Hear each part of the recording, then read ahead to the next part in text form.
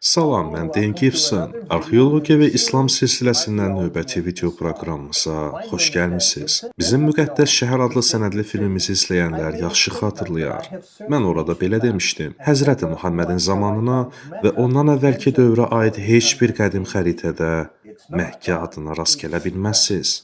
Mən hələ də bu ifadəmin arxasındayam. Heç bir qədim xəritədə Məkkə adı mövcud deyil. Bu sözlərim insanların arasında müəyyən əks reaksiya yaratdı. Mən çoxlu məktublar aldım. 2013-cü ildə məhz bu mövzu haqqında bir məqalə yazmışdım. Bu videoda biz Məkkəçilərin iddialarını araşdırmaq istəyirik və ümid edirəm ki, niyə hələ də öz fikrimdə dayandığımı, yəni Məkkənin heç bir erkən xəritədə mövcud olmadığını sizə izah edə biləcəm. Bu videoda təqdim etdiyim bütün məlumatlar 2013-cü ildə yazdığım Ptolemey coğrafiyasında Məkkənin yeri ilə bağlı problemlərə dair həll variantlı adlı məqaləmdə mövcuddur. Bu məqaləni internetdə həmin veb-saytdan tapa bilərsiniz. Qədim xəritələrdə Məkkə adı yoxdur sözümə etiraz olaraq mənə e-maildən yazan, eyni zamanda mənə qarşı videolar hazırlamış bütün şəxslər əks dəlil olaraq eyni şablon məlumatlardan istifadə edir. Yəni bugünə qədər Məkkəçilərin heç biri qədim xəritələrdə Məkkə adına sübut olaraq nəsə yeni bir söz işlətməyib. Əksinə, insanlar eyni köhnə xəritələrlə çıxış edir. O şəhər, bu şəhər var gəl edib, Məkkə adına oxşayan bir ad tapıb, güya indiki Məkkəyə işarə etdiyini, Məkkə adının başqa bir versiyası olduğunu iddia edirlər.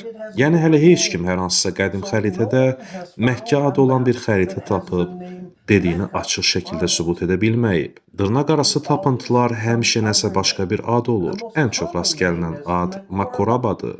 Güya ki Makoraba Məkkə imiş, hətta bəziləri Sentus Villaya, digərləri isə Tebeyə işarə edib deyir, bu şəhər əslində Məkkədir. Lakin onların əlində quru iddiadan başqa heç nə yoxdur.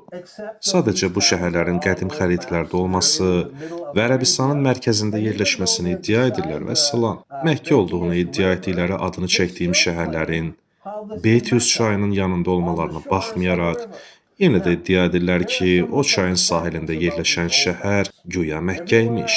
Bu köhnə xəritələr haqqında bəzi anlaşılmazlıqlar var. İnsanlar düşünürlər ki, bunlar hamısı fərqli xəritələrdir. Onların hamısı fərqli görünür və fərqli insanlar tərəfindən fərqli zamanlarda çəkilib. Bəzən isə əsrlərlə fərq yaranır. Məsələn, burada 1467-ci ildə çəkilmiş bir xəritə var. Burada 1478-ci ilə aid xəritə. Burada 1516-cı ildə çəkilmiş bir xəritə və 1595-ci ilə aid başqa bir xəritə və burada 1720-ci ildən bir xəritə var.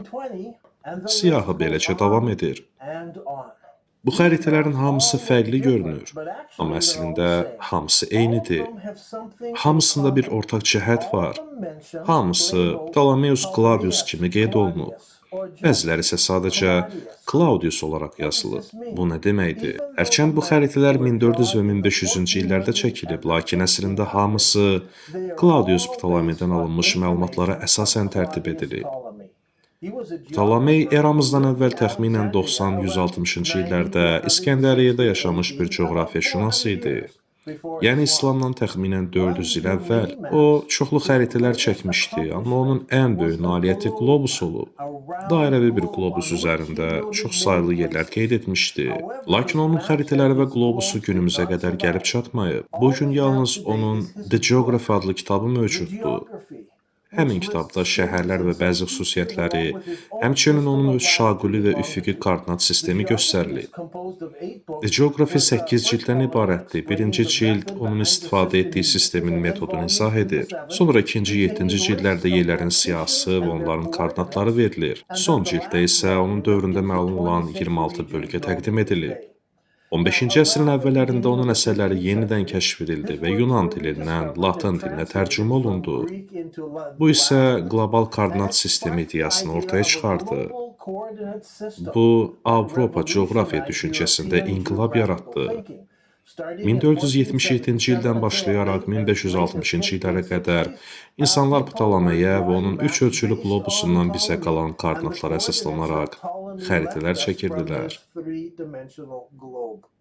1561-ci ildən etibarən Qastaldi və bir sıra başqaları Ptolemey xəritəsinə kiçik düzəlişlər etməyə başladı və xəritəni yavaş-yavaş dəyişdirməyə başladılar. Amma bu dəyişikliyi edənlərin hamısı hələ də Ptolemeyə əsaslandıqlarını iddia etməyə davam edirdi. Çünki o vaxt daha çox Britaniyalı tədqiqatçılar fəal idi və Britaniyalılar Ptolemeyin istifadə etdiyi sistemdən fərqli olaraq öz şaquli və üfüqi koordinat sistemlərini inkişaf etdirməyə başlamışdı. Mənim sözlərimə etiraz etmək üçün istifadə olunan bütün xəritələr əslində Ptolemeyin bizə verdiyi məlumatlardan istifadə edilərək çəkilib. Hər bir xəritəçi öz xəritəsini çəkmişdi, amma adlar və mövqelər hamısı Ptolemeydən gəlir və tez-tez Ptolemaios Claudius olaraq işarələnir. Mən həmçinin qiyas, isba, tafila kimi ərəb sisteminə əsaslanan xəritələri də araşdırmışam. Onlar ölçümləri isba ilə göstərir və ölçümü şimal ulduzundan edir. Qiyas sistemi altında dünya 224 isba və ya 224 dərəcəyə bölünmüşdü, 360 deyil. Bu isə Qərbin istifadə etdiyi dərəcə sayıdır. Biz bunu Babililərdən götürmüşük. Daha sonra müasir şaquli və üfüqi koordinat sisteminə əsaslanan xəritələr meydana çıxdı. Bu sistem 1714-cü ildə Britaniyalılar tərəfindən hazırlanmışdı və Birləşmiş Krallıqdakı Greenwich şəhərinə əsaslanır. Dünya üzrə 360 dərəcə istifadə edilirdi. Bu mövzuda çoxlu kitablar yazılmışdı. Beləliklə, nəticədə bizdə 3 sistem yaranır. Dünyaya baxmağın 3 fərqli yolu. Bizdə Ptolemeyin xəritələri var. Onlar şimal və cənub üçün 81 dərəcə, şərq və qərb üçün isə 360 dərəcəyə əsaslanır. Ptolemey yalnız 180 dərəcəlik xəritə çəkmişdi. Bizdə ərəb xəritələri var və onlar dünya üzrə 240 dərəcəyə əsaslanır. Tamamilə fərqli bir ədədi sistemdir. Və nəhayət bizdə müasir sistem var. Dünya ətrafında 360 dərəcəyə əsaslanır. Gördüyünüz kimi bu sistemlər arasında məlumatları bir-birinə çevirmək asan olmayacaq. Sadəcə Ptolemeyin xəritəsini götürüb müasir xəritənin üzərinə yapışdırmaq olmaz. Ptolemeyin bizə verdiyi koordinatlara baxmaq lazımdır. Bugün çox az sayda alim Ptolemeyin koordinatlarını dəqiq hesab edir. Onun koordinatlarının dəyəri bir çox alim tərəfindən mübahisə olunmuş və illər ərzində çoxlu müzakirələr aparılmışdır. Bu xəritələr üzərində geniş akademik müzakirələr olmuşdu. Bu nəticəyə gəlmək üçün bir çox səbəb var. Əvvəla, Ptolemey dünyanın çevrəsini 28985 kilometr olaraq hesablayıb. Böyük bir səhv. Təxminən 28%lik yanlışlıq. Onun yanlış çevrə hesablaması Avropada 400 ildən çox istifadə olunmuşdu. Baxacağımız xəritələrdəki problemlərdən biri də budur. O, dünyanın çevrəsini yanlış hesablamışdı. Eyni zamanda o, ancaq ekvator üzərindən qütb dairəsinə qədər ölçü. O dövrdə 81 dərəcə ölçüsü vardı. Afrika dərinliklərindən Arktik dairəsinə qədər fərqli ölçü sistemi və o, uzunluq və enliyi müəyyən edib. Sıfır nöqtəsini Kanar adalarından başlayaraq Çində 180 dərəcəyə qədər çəkmişdi. Bu, onun bildiyi dünyadır. Beləliklə, bütün hesablamaları bundan ibarətdir, amma dünya çox kiçik göstərildiyi üçün bütün hesablamaları da yanlışdır. Bu, bəlkə də Kolumbun Atlantik okeanını keçib Çinə qədər üzə biləcəyini düşünməsinin əsas səbəblərindən biri idi. Çünki o, Ptolemeyin xəritələrini belə başa düşürdü. Ptolemeyə əsaslansaq, dünya əslində olduğundan daha kiçik olmalıdır. Ptolemey xəritəsində qeyd etdiyi əksər yerləri real həyatda görmədiyi üçün məlumat almaq məqsədi ilə tacirlərə və dənizçilərə etibar edirdi. O, qeyd etdiyi çox yerləri yanlış tərzdə xəritələndirmişdi, çünki onun dəqiq mövqeyini bilmirdi. Ona görə də onları əksər hallarda ən yaxın dərəcəyə yuvarlaqlaşdırmışdı. Bu isə olduqca fərqli bir sistemdir. Xüsusilə Kanar adalarından Çinədək yalnız 180 dərəcəlik ölçü olduğunda Ptolemeyin çoxlu çoxlu səhvlər var idi. Xüsusən də tacirlər və səyyahlardan aldığı fantastik məlumatlara malik idi. Məsələn, Ərəbistandakı çayları buna misal çəkmək olar. Ptolemey dünyanın hər yerindən məlumat almaq üçün çox həvəsli idi. O, məlumat tapa biləcəyi hər kəsdən məlumat alırdı. Bəzən aldığı məlumat yanıltıcı olur, bəzən fantastik, bəzən isə sadəcə yanlış idi. Başqa bir problem isə odur ki, Ptolemeyin siyahıya aldığı şəhər adlarının çoxu aydın deyildi. Çünki onlar əslində necə səsləndiyinə əsasən yox, Yunanların onu necə tələffüz etdiyinə əsasən qeydə alınmışdı. Yunanlarda kəlmələrin səslənişi digər dillərin səslərinə malik olmadıqları üçün bir çox söz və hərflər itmişdi. Təsəvvür edin ki, bir Yunan dənizçisi bir ərəbdən bir yer haqqında nəsə eşidir və həmin dənizçi bir neçə il sonra Ptolemey ilə görüşür və o, başqa ərəb dənizçisinin vaxtilə ona nə dediyini xatırlamağa çalışır və şəhərin adını tələffüz etməyə cəhd edir. Doğru düzgün tələffüz etmə ehtimalı kifayət qədər azdır. Ptolemey ilə bağlı başqa bir məsələ isə odur ki, o xəritələmədə qlobusdan istifadə edirdi. Digər xəritəçilər isə düz səth üzərində xəritə çəkənlər idi. Ptolemeyin koordinatlarından istifadə edib coğrafi xəritə tərtib edən şəxslərin hər biri əvvəlkindən biraz fərqli xəritə hazırlayırdı. Bu gün isə insanlar 14-cü və 15-ci əsrdə çəkilmiş xəritələrə baxıb, sadəcə olaraq hansı şəhərin adlarının hansı müasir adlarla uyğun gəldiyini təsəvvür etməyə çalışır. Əslində isə Ptolemeyin şəhər adlarını, təsvirlərini və şaquli üfüqi dərəcələrini müqayisə edib, onun əslində nəyi nəzərdə tutduğunu başa düşməyə çalışmaq lazımdır. 2012 və 2013-cü illərdə mən Ptolemeyin xəritələri üzərində kifayət qədər vaxt sərf etdim. Onun Arabiya Felix xəritələrini tədqiq etdim. Bir riyaziyyatçı və kompüter proqramçısı ilə bir çox yerləri nəzərdən keçirdik. Nəticədə virtual model və riyazi algoritm hazırladıq. Hansı ki, bu da mənə Ptolemeyin xəritəsindəki məlumatları müasir şaquli və üfüqi koordinatlara çevirməyə imkan verdi. Prosesin əvvəlində biz başa düşməyə başladıq ki, Ptolemeyin enlik koordinatları kifayət qədər sabitdir, amma onun uzunluq koordinatları göstərir ki, o xəritəsini şərqə doğru yavaş-yavaş uzadıb. Yəni, biri digərinin üzərinə dəqiq uyğun gəlmir. O, bəzi yerlərin dəqiq yerləşmə bucağının necə uyğunlaşa biləcəyini tam başa düşməmişdi. Buna görə də onun xəritəsindəki bəzi yerlər digərlərindən böyük görünür. O, Ərəbistanın təsvirini 3 ayrı xəritəyə bölmüşdü. Ptolemey öz xəritəsində Arabiya Petraea bölgəsi, yəni Petra və civarı haqqında kifayət qədər dəqiq qeydlər aparıb. Çünki oraya Romalılar səfər etmişdi və Ptolemey çoxlu məlumatlar əldə edə bilmişdi. O, həmçinin Arabiya Felix, yəni indiki Yəmən və civarı haqqında da kifayət qədər yaxşı iş görmüşdü. Amma Ptolemey Arabiya Desertada çətinlik çəkib. Belə ki, Ptolemey həmin bölgə haqqında yalnız 50 yeri siyahıya alıb. Şimalda Petra və cənubda Yəmən ətrafında isə 200-dən çox yerin qeydini aparıb.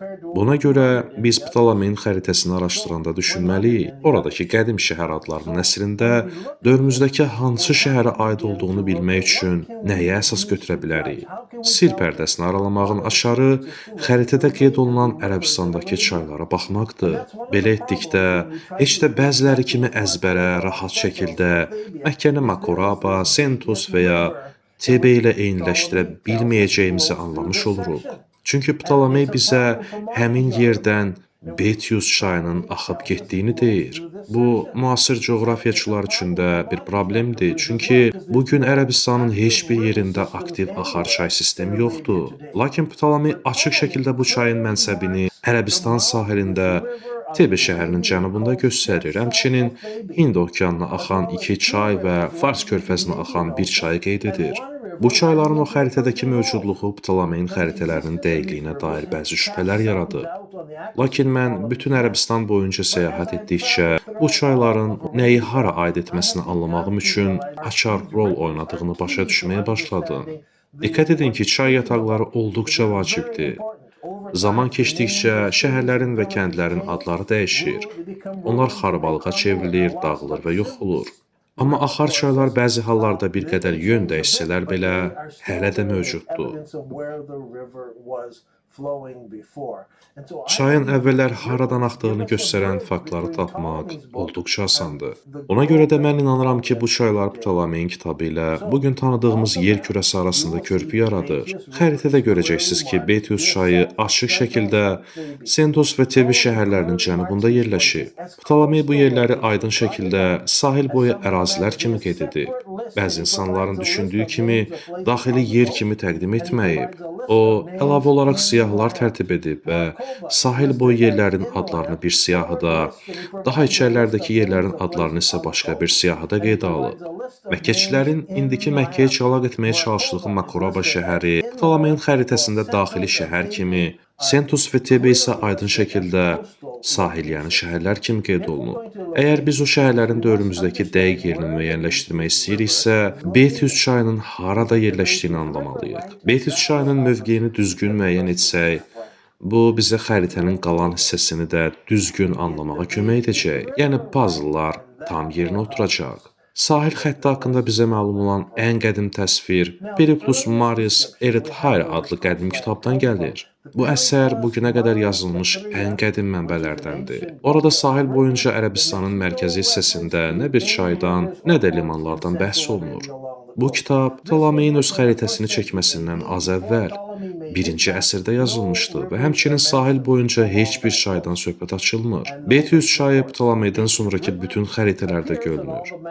Lakin müasir xəritələrdən istifadə etdikdə anlayırıq ki, bu çay həmin xəritələrdə düzgün mövqedə yerləşdirilməyib. Bu problemi necə həll edək? Ptolemey Arabiya Felix adlandırdığı bölgəni əslində olduğundan daha böyük təsəvvür etmiş və onu şimala yerləşdirmişdi. Halbuki həmin ərazinin böyük hissəsi əslində cənubda yerləşir. Betius çayı bu məsələni araşdırarkən bizə kömək edəcək, çünki o dağlardan çıxır. Yəməndən Qırmızı dənizin sahilindəki Əl-Luhayyə şəhərinə doğru axır. Beləcə biz bu ərazini tapmış oluruq. Buradakı görünüş Ptolemeyin xəritədə çəkdiyi çaya çox bənzəyir. İndi biz dağları və sahili görə bilirik və Ptolemeyin xəritəsində göstərilən adlara uyğun gələn adları da buradan kənarda müşahidə edirik. Tuhamə Ərəbistan dağlarının dəniz sahilindən ayıran geniş, düz qumlu zolaqdır. Vadi Məvr bu qumlu ərazidən keçən, aydın şəkildə müəyyən edilə bilən bir çay yatağı boyunca axır və Qırmızı dənizə, qədim Luhayyə şəhəri yaxınlığına tökülür. Ptolemey bizə bildirir ki, çayın biraz aşağısında və ölkənin daxili hissəsində Saba bölgəsi, yəni mur ağacının yetişdiyi ərazi yerləşir. Bu məlumat bizə onu təsdiqləməyə kömək edir ki, Ptolemeyin xəritəsindəki Betius çayı əslində dövrümüzdə Vadi Məvr olaraq tanınan çaydır. Çünki o, Saba bölgəsinin şimalında yerləşir. Mən şəxsən 1980-ci illərdə bu bölgənin hamısını səyahət etmişəm. Ərazi çox düzdür və vadi dağlardan axaraq Qırmızı dənizə doğru uzanır. Şəkillərə baxsaz görəcəksiniz ki, niyə görə dənizçilər burada bir axar çayın olduğunu düşünüb. Çünki bura quru vadi yatağıdır. Yağış yağanda isə su dağlardan bura enərək Qırmızı dənizə axır. Bu aydın şəkildə bizə başa düşməyə kömək edir ki, o, niyə həmin sahilin açığında yerləşən adaları Kazan adaları adlandırıb? Çünki vadi, çay yatağı oradan aşağı enir. Ptolemeyin xəritələrində göstərilən nöqtə də budur. Və mən inanıram ki, biz o xəritədəki həmin nöqtəyə baxanda əslində dövrümüzdəki xəritələrdə olan Luhayyə şəhərinə baxmış oluruq. Amma bu sadəcə çaylardan biridir. Ona görə də biz növbəti çaya keçməliyik. Ptolemey növbəti çayın mənbəsini müəyyən edir və onu Prionis çayı adlandırır. O Yəmən sahilində yerləşir. Bu Dəhun vadisidir. Diqqət edin, sahildə çay kimi görünür. Elə bu şəhərin yaxınlığında. Oradan keçən dənizçilər yuxarı baxanda orada bir axıntı görür və orada bir çayın axdığını düşünürdülər. Ptolemey Hormanus çayını Hind okeanına axan çay kimi qeyd edir. Bugün həmin yer müasir xəritələrdəki Vadi Bəni Xalidlə uyğunlaşır və bu Oman ərazisindədir. Əl-Cümeylə şəhərinin yaxınlığında yerləşir və həqiqətən də okeana doğru axan çaydır. İlin böyük hissəsində quru çay yatağına dönür. Ptolemey bunu öz xəritəsində bir çay kimi qeyd edib. Sonuncu çay Ptolemeyin Laris çayı adlandırdığı çaydır. O Ərəbistanın şimalında yerləşir və şimal tərəfdən Fars körfəzinə axır. Bugünkü xəritələrdə isə bu çay Dubay şəhərindəki boğazı ilə uyğun gəlir. Əgər Dubay şəhərinə yuxarıdan baxsaz, həmin su boğazının və qədim çayın haradan axdığını aydın şəkildə görə bilərsiniz. Beləliklə, bu bizə 4 çay koordinatı verir ki, o çayların yerləşmə konumunun köməyi ilə Ptolemeyin xəritəsindəki çay ətrafı şəhərlərin həm faktiki xəritə ilə, həm də bizim sahib olduğumuz peyk şəkilləri ilə dəqiq şəkildə uyğunlaşdırmaq mümkün olacaq. Ptolemeyin xəritəsində bugün yaxşı tanınan bir sıra şəhər yerləri mövcuddur. O Yəmənin Muza, Aden və Kane kimi limanlarını düzgün şəkildə müəyyənləşdirib. Beləliklə biz bunları tanıya bilirik. Lakin bu xəritələri müasir xəritənin üzərinə yerləşdirməyə çalışdıqda heç nə tam uyğun gəlmir. Diqqət edin, bəzi şəhərlər dənizin içində yerləşir, yəni çox az hissə uyğun gəlir. Ona görə də onun nələri çəkdiyini anlamaq üçün xəritədə bir qədər dəyişiklik, yəni düzəliş aparmalı olacağıq. Heqra şəhərini düz xəttə gətirəndə aydın oldu ki, Ptolemeyin koordinatları düzəlişə ehtiyac duyur. Bunun həlli üçün çaylardan istifadə edib onları uyğunlaşdırmaq lazım idi. Beləliklə, xəritəni elə tərzdə hərəkət etdiririk ki, çayların konumuna əsasən yerləşmələr düzgün göstərilsin. Bunu etmək üçün biz Ptolemeyin xəritəsini şimalda Heqra şəhəri ilə sabitlədik. Yaddan çıxarmayın. Əvvəlki videoda Heqra haqqında danışmışdıq. Beləliklə biz şimalda Moçuranı, Yanbu kimi tanıdıq və xəritənin şimal hissəsində 2 sabit nöqtəmiz var. Sonra xəritəni bu sabit nöqtələrə əsasən hərəkət etdirməyə başladıq. Bunu kompüter vasitəsilə virtual olaraq edə bilirik və xəritəni 4 çayı düzgün konumuna yerləşdirənə qədər sürüşdürdük. Bunu etdiyimiz zaman bir çox qədim şəhərlərdən məqsədin əslində hara aid olduğu birdən-bir aydınlaşmağa başladı. Ptolemeyin xəritəsindəki Sentos kəndinin indiki adı ilə Ərəbistandakı Kazan olduğu bəlli oldu. Tebe şəhəri Əl-Luhayyə şəhəri imiş. Məkkəçilərin Məkkənin qədim adı kimi sırmağa çalışdığı Makoraba şəhəri isə əslində indiki adı ilə Əl-Muhabişə adı ilə tanıdığımız şəhərdir. Mara şəhəri indiki Maribdir.